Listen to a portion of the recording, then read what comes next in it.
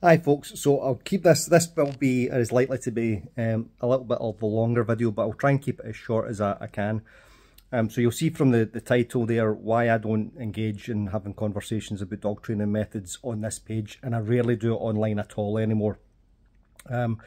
First thing, I've done it to death, okay? I have come from a position of training using aversives, using prong collars, choke chains, shake cans, rattle cans and all that kind of stuff, throw chains. I've done all that stuff. I started learning the positive reinforcement training, and I have come to the position that I'm in just now. Excuse me. I've also 10 years ago, there or thereabouts, done all of the arguing online, okay, because it's a evolution that most of us go through. When we're getting into this, you're so enthusiastic about the newfound knowledge that you've got that you want to go on and engage in debate with people, okay? So I've done all that stuff. I get people coming on regularly, and it will happen at least once a week. People will come on and challenge me on stuff, and they want to debate stuff because they are 10 years behind where I am, at least, in their dog training journey. So they want to come on and debate with me, and I don't do it anymore because I've got better things to do with my time. Okay, now that said, I'm making this video because there's a number of points that I just wanted to cover and just have a chat about. It's interesting to me, it might not be interesting to you, which is totally fine. Okay, so this fella came on to my page yesterday. I'm not going to mention his name. His comments are public and he's making them public, but I'm not going to name him, and the comments are fairly well hidden in another subthread from another post. So he'd asked, what the question that he'd asked first is, why do you think positive only trumps balanced? Okay, so positive only training trumps balanced training. So that's the question that he's asked. So again, all the information to that page that anybody wants, sorry, to that question that anybody wants is on this page. All you need to do is go back through and look through 10, 12 years worth of content, and you'll find the answer, or my opinion of that answer.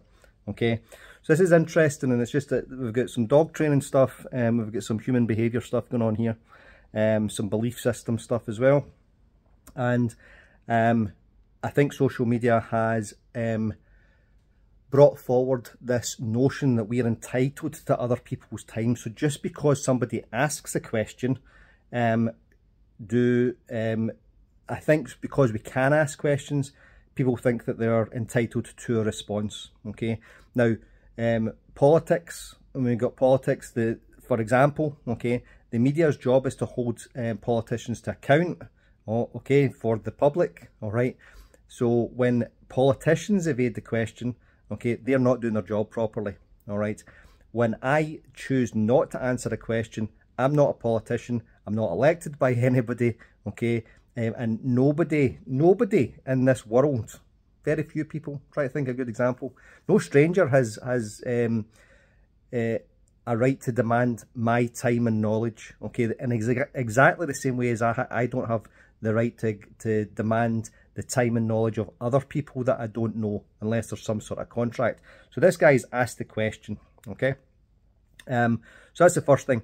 The other thing, going back to that about just because you've asked a question, we get it with people who don't have children. Okay, so my kids are in their 20s now, but I've got friends who don't have children, and they get asked, why don't you have kids? Okay, I don't drink alcohol, and people will ask me why I don't drink alcohol. It's my choice whether I answer that question or not. It is my friends who don't have children, it's their choice whether they answer the question of whether they don't have kids or not, okay? That's our choice, and it's something that's personal to us. So just because a question is asked doesn't mean that it necessitates an answer, okay? And how entitled is it to think that you asking a question means that you're due an answer, okay? So that's the first point, or that's the next point on that. Okay, so I've then gone back to, in order to try and answer this question, or decide whether I want to answer this question, I have asked a further question of what is balanced training. Now what I'm asking there is, what is your understanding of balanced training? So yeah, I could answer worded the question more carefully, but I know what I see as balanced, and I'm putting that in quotes for a reason, training, I want to understand what your definition of balanced training is. So anytime that we're having a discussion on anything, we have to agree on terms. Now, the problem that we have when we're talking about dog training and behaviourism is that terms like operant conditioning, positive reinforcement, positive punishment, classical condition, extinction, to name but a few, resurgence, these have specific definitions under behaviourism. But if one of the parties has knowledge of the definitions and the other one doesn't, we now start objecting to, or we then start discussing what the definitions are, the meanings of the definitions, and then we're then not discussing the points in question. Okay, so that's the next thing. So that I'd asked that question, what is your what's your definition? And he's come back and asked, don't you know what balanced training is? Yeah, I know what balanced training is. I'm asking if you know what balanced training is. Okay, so he's then come back and said, I'm open to debate, but I asked a question first, which goes back to our original point of just because you asked a question doesn't mean you're entitled to an answer. Okay, so he then comes down to, he makes a couple of points. Okay, that's all I'll say about them. Okay, so he says I'm diverting the question. Okay, maybe I am, maybe I am, I'm not. Okay, a military working dog is retired with years of bite history. The dog reacts and clamps down on another dog. Serious question now, in your opinion, how would you get the working dog to release? So it's not an opinion of how I get to do it, it's what I would actually do. All right, now a couple of things there. That's now not a training scenario, and that's the major thing with this whole discussion. When we get involved in these training discussions online, what happens is that very often we will take the most extreme example and put it in place and say, what would you do under these circumstances? And people are very often ambushed by that approach, that they now start maybe being confused about what is going on and how they would answer it. Okay, so that's not a training scenario. Okay, that's an emergency scenario. Something has gone horribly wrong. When if a car skids, everything has gone wrong. The car is skidding, okay? And it's not how would you teach the driver to get out of that skid. It's what do you do to get out of that skid, okay? So we've now got, he's asked the question of this military working dog that has been through incompetence, malice, or human error, put in a position with that bite history that it has had the opportunity to bite another dog. So that's the scenario, okay? And what do we do about that? Now, my answer to that is whatever we need to do, okay? Whatever we need to do to save the other dog's life, to minimise the damage to the other dog, to minimise the damage to the humans, and to minimise the damage to the working line Malinois, okay? The retired military dog. Now, we do whatever we need to do, okay? In order to fulfill those 4 points, okay? So we've got the dog, 3 points. The dog, the other dog, and the people involved. Okay, whatever we need to do to make everybody feel safe. Now, the more skills that you've got, the more efficient you'll be able to do that, and the least amount of aversive stimulus, okay, the least amount of force that you'll have to use, if you like, to accomplish that. Now, at the very end of the video, I might tell you, right, what I would do, okay, right.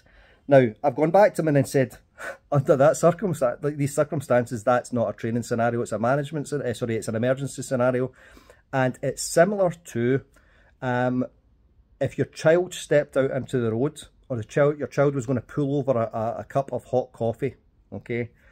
What do we do, okay? You're not asking about parenting styles there, okay? You're asking about what are your actions, what would be your actions to keep that child safe, okay? It's not a parenting style question, okay? It's what would you do there, okay? If a child, an adult, okay, was walking down the street and went to step out, and the only thing, or the first thing that I could do to react in order to save their life or keep them safe from serious injury was, including grabbing their hair and pulling them back, I would do that, okay? Now, again, okay, for people that are difficult of understanding, that's not a training scenario, and it's not, there's teaching going on there and there's learning going on there, okay, but I've not deliberately put the learner in that position so that I can use force to do it, okay? So it's actually got very little to do with ethics, okay? It's actually to saying how capable are you? Okay, so we've then moved on from that, okay, and he's then said that I wouldn't be able to handle a working line Czech, you know, from a Czech Republic, working line German Shepherd or Malinois or whatever. I've worked with these dogs before, okay? Now this is really interesting, okay, because he said here, do you think that, okay, what have we got here? Tell me what's more positive and rewarding to the dog being bred to bite than a bite on the sleeve. You think that waving a treat in the face or direction would get him off the bite, okay? Now that there, he has identified what is most rewarding to the dog, which is the bite, okay? So the dog's behaviour, whatever it is doing previously, before it hits the bite, that action is positively reinforced by the bite, okay? So we're using positive reinforcement there, okay, to get the dog to bite the sleeve, okay, but now we're changing things up because it's now not a dog, it's a sleeve. So if it's a sleeve, are we working in a sports context, are we working in a protection context? Okay, so see how this guy's all over the place. And the reason that I'm saying these things is because these are the tactics that are employed. And again, whole purpose of this video, this is why I don't discuss these things online anymore, right? Because what a waste of time, okay. And he has said that it works. My wheelhouse is more working with Labradors and Cockapoo, okay, which I thought was quite funny, right? Okay, now he's also said here that how would I get the dog to release from the sleeve, okay? Gone over this a million times before with Logan, okay? So Logan's a bulldog, big American bulldog, who would latch onto stuff and wouldn't let go. So I taught him positively how to get out of that, okay? Now he's also said there that the dog hasn't got an out, okay, hasn't got a release cue, but apparently asking the dog to release or out is not positive reinforcement, okay? So again, no prerequisite knowledge in order to have this discussion with me, okay? Because he doesn't understand that asking the dog to release something doesn't have to be negative. I dare say from this man's experience that that's what he has seen. The dog is asked to release and then is immediately checked on the prong collar, choke chain or slip lead or electric collar. Okay, but that's only one way to train it, and it's not the way to train it, and we can train it positively. It can be done. Loads of videos on this, which I've done before with Logan. Go and have a look at them. Okay, so he's asked, that's my question, okay. Okay, now then I've then gone on to point him to a number of resources where he can learn about positive training, but he doesn't want to, because the purpose of this guy's behaviour is to come on and have an argument with me, and I was bored last night, so I took him on a little bit. Okay, so again, I wanted to keep this short. We're at 14 minutes now, okay. And I know that I've gone backwards and forwards across a few things, but that's because the discussion went backwards and forwards, okay. Don't confuse emergency situations with training scenarios, okay. That's the biggest thing, okay. It's just a massive distraction. The difference would be, okay, between a positive trainer and a trainer that wants to use or is comfortable ethically with using aversive training, is what do we do when we get the dog out, okay, after the dog has released. So I would recognise what happened there, what mistakes happened from me as the dog's caregiver, that I put the dog in a position that was allowed to happen, okay. So the mistakes are all mine.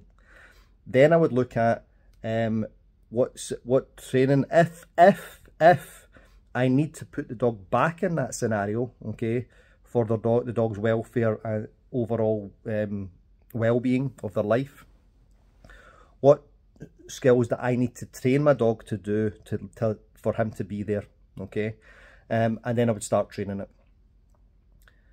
I think a lot of time what happens, and I have seen this happen with aversive trainers, and I don't call them balanced trainers, okay? They're aversive trainers. They take the dog, manages to out, and they're so infuriated that the dog hasn't outed that they now start unleashing hell on the dog. And I've seen that over and over and over again. So the row, okay, or the corrections, the aversive stuff continues well after the dog has outed from the sleeve or from the other dog, okay? Okay, so I'm just going to wrap this up here, okay? I did this because I said to this guy I would answer these points, okay? Now, what would I do? Whatever is necessary, okay? I would do whatever is necessary in order to keep everybody safe, okay? I was a police officer before, for those of you that don't know. We were allowed to use whatever means reasonable and necessary to prevent crime, protect the public, life and property, okay? And it's in that order, life and property, all right? So the things that you're allowed to do to save somebody, a person or an animal from physical harm is completely different from the level of force for somebody breaking into a car, okay? So you do it in order to get the person to stop hurting the other being, okay? So the other person. So would I choke that dog until the dog passed out, okay? Put a noose around the dog's neck and choke the dog until the dog passed out? Yes. Yeah. Okay. In that scenario, okay, because it's not a training scenario, okay? And again, looking at all the things that we've talked about, right? And this is why it's taken 17 minutes to get to this answer, okay? Because I had to give all that previous stuff back, as background for this. And we have to do that because what this guy is looking for me to say is what I've just said, and cut and paste that or screenshot it and say, this guy's a hypocrite, blah, blah, blah, blah, blah. And there's no hypocrisy in it. Absolutely none. Because with my experience through life, okay, 20 years in the police, despite the fact that I try and engage with kindness and get on with people, there are going to be scenarios where that just doesn't work. And it doesn't work because of everything that's happened before then. The failings of society to that person, okay, beforehand. The difference with our dogs is that we've got control over so much more of it, okay? We can control how we interact with that dog. We can control who interacts with our dogs, what they're exposed to, when they're exposed to, where they sleep, all their dog's well-being. That's all on us. And because we've got so much control over the dog in those in the dog's life, it means that we can be super careful with that. And we don't put the dog in a position that the working line Malinois with a million, bite history and is so aggressive and dangerous that, oh my God, right, that monster dog, which is always the scenario that is given. What would you do then? Well, it doesn't come up because I don't let the dog be there in the first place. And if it did, as I just answered, whatever is necessary. All right, so thanks for watching. I know it's nearly 20 minutes now, okay, and you might have got bored, but you maybe stuck around to the end. So thanks for watching, and thanks to that guy for the entertainment, okay, so why I don't discuss these things online with people anymore. Much love to you.